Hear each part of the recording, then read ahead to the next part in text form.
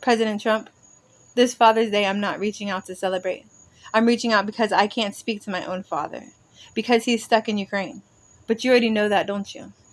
You see, you're not just a former president. You're a Mason. You're a player in the Soul Train.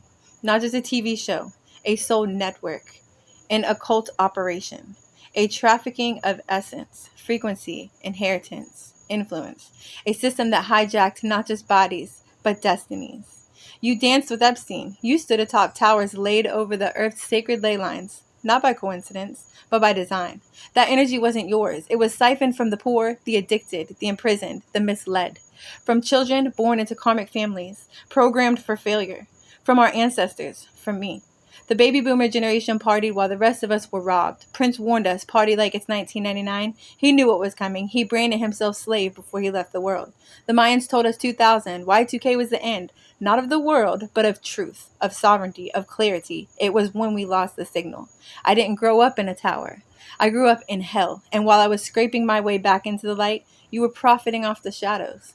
You and your think tanks, your AI overlords, your spiritual tech syndicates, you may watch, you may monitor, you may even steal, but you don't own me. You can't clone the soul of the real Mona Lisa. You can't patent the pain of the people you pretend to lead. You can't cage the voice of truth forever.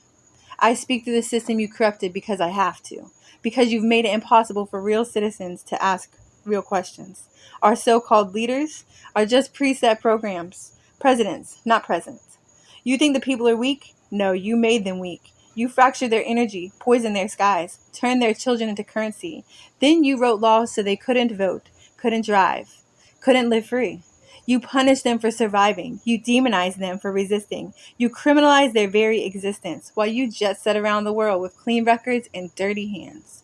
You know the truth. The Pope knows. The UN knows. But the people, our people, don't. They only know suffering. They only know confusion, and they've had enough. You don't deserve that seat if you never sat at the bottom. If you've never overdosed in a trap house, if you never faced a winter with no heat and 3 kids, if you've never had your mind broken by trauma only to rebuild it with fire, I have, and so have millions more. The difference is we remember who we are, and we're reclaiming what you thought was yours.